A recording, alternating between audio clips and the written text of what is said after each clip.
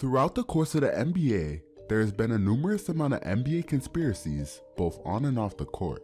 But did Phil Jackson and the Lakers have something up their sleeve in the 2008 NBA Finals to try to get an edge on their opponent that people didn't know about? Let's look back at the interesting NBA conspiracy from the 2008 NBA postseason.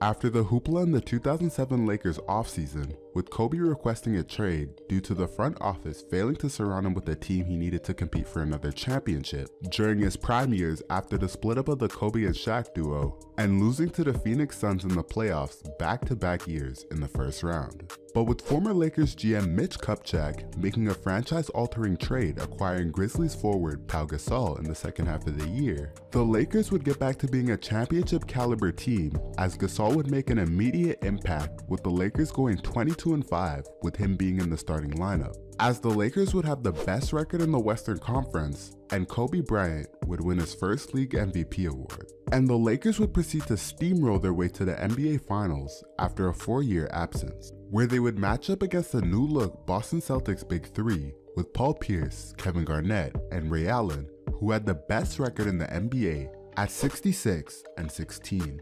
But this is when things started to become a little interesting during that series. After the Celtics had dominated the first 2 games of the series, taking a commanding 2-0 lead, the Lakers would win Game 3 to cut the series to 2-1, but would lose Game 4 after the Celtics would have a historic comeback, being down 24 points to win Game 4 and take a commanding 3-1 lead on the series. Now, at this time, no team has ever came back down 3-1 in the NBA Finals before, so the Lakers would have to try to be the first team to do it in order to win a championship. So on June 15, 2008, the Lakers would win Game 5 before going back to Boston to play Game 6 and Game 7 if necessary. So with Game 6 being on June 17, 2008, and there being 48 hours between Game 5 and Game 6, both teams would have to leave the next morning after Game 5 from LA to Boston, expecting to arrive in Boston sometime that afternoon. So the next morning, both teams were set to fly back to Boston for Game 6, and the Celtics arrived at the airport before the Lakers did. But the Lakers' 2 planes took off to Boston before the Celtics did when the Lakers got there. Why, might you ask? Well, when the Celtics boarded their flight home to return to Boston, their original flight time would be delayed 2 to 3 hours because when the pilot came on, the pilot would tell the team that there was something wrong with the aircraft, which means they couldn't take off. So after that delay, they would have to get on a new plane in order to fly back to Boston. So you would think after the first aircraft not working, they would get one that's actually functioning properly, right? Well, when the team got on the second plane to take off back to Boston, the flight team would tell them that the second plane was broken, which would cause another flight delay. So at that point, there was complete utter frustration across the Celtics team because they would have a game the next night. Lakers took off before us. We got to the airport before them. They playing like right there, we could see out the window. We delayed like 2 or 3 hours. We think something up. The pilot comes on and says, we have something wrong with the plane and we can't take off. They bring another plane. We get on this plane. This plane is broke. So the Lakers' 2 planes took off great. We're in LA, and now our 2 planes aren't working. And I was going at it. But fortunately enough, the owner of the team had a plane for friends and family. So the wives, kids, and some of the other owners had to be kicked off that flight in order for Doc Rivers and the Celtics team to fly back to Boston. So after 2 delayed flights, they would eventually take off and head back to Boston and would arrive at almost midnight and would have to play one of the biggest games of their lives in less than 24 hours. And having to adjust to the time zone again from Pacific Standard Time to Eastern Standard Time. But Ray Allen arrived in Boston a day early before the team did due to a family emergency to attend to a health issue with one of his kids. But the Celtics weren't the only team to experience travel and transportation problems against the Lakers. In their first round series against Denver, the Nuggets would end up being stranded on the side of the Santa Monica Highway as their bus would catch fire 15 minutes into heading to the Staples Center. Fortunately enough, they ended up getting picked up by the second bus that left the hotel after theirs did. So that would obviously cause a delay in arriving to the arena.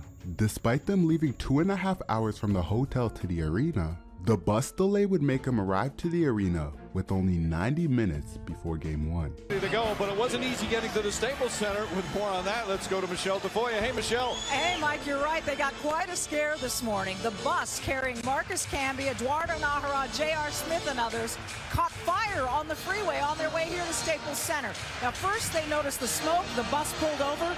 Then there was a small but loud explosion which sent the players running off the bus, dodging cars and seeking safety on the side of the freeway.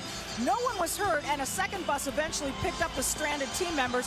One humorous footnote, Phil Jackson saw the scene on his drive here. He told me he slowed down, saw that everyone was safe, and sped away again. So I guess all's fair in love and play. And that would cause frustration among some of the Nuggets players, saying, quote, "It wasn't scary, it was just a little frustrating. All we could do is stand around. You don't want to start off the series being delayed to the arena." The Lakers would go on to win Game 1 128-114 and would go on to win the next 3 games, sweeping the Denver Nuggets. And in the Western Conference Finals, when the Lakers faced off against the San Antonio Spurs, the Spurs would have their flight delayed for several hours as they would have a mechanical problem with their flight, and they would have no option but to sleep on the plane overnight, before boarding another plane brought in from Minneapolis to take off the next morning to LA, where the Lakers would beat the Spurs in Game 1 and would go on to defeat the Spurs 4-1 to advance to the NBA Finals. Now on June 17, 2008, the day of Game 6, and fatigue mentally and physically being concerning going into the closeout game at home, with KG saying he didn't sleep that night and just worked out, the Celtics would use that as motivation heading into Game 6 to not only win, but win big. Before the game, I walked in and I was a little concerned that we thought we may not be ready because of all that. And I actually said, this is our last game this year, and we're not gonna just win, we're gonna win big. I just remember Game 6, Doc saying,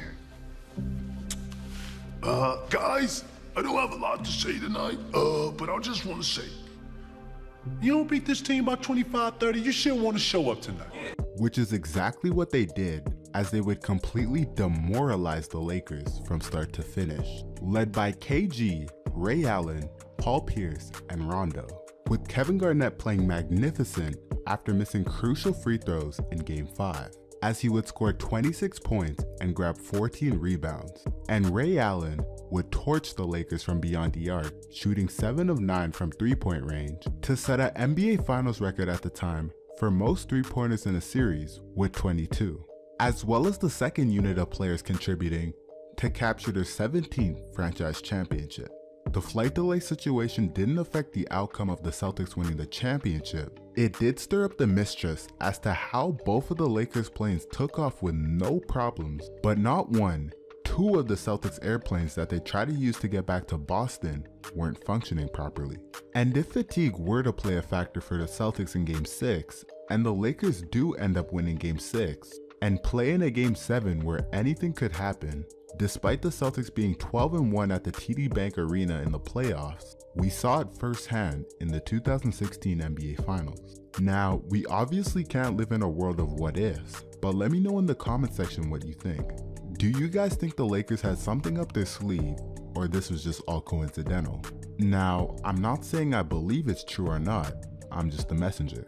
But if that situation did end up altering the outcome of the series in favor of the Lakers, do you guys think it would have altered the chances of the Celtics Big 3 winning a championship? With KG, Paul Pierce, and Ray Allen only playing together from 2007-2008 to 2011-2012, and the new look Miami Heat Big 3, who were the favorites to win the championship during the early 2010s. Let me know in the comment section down below. Like always, like, comment, share, and subscribe. Follow my social medias in the description down below, and I'll see you in the next video.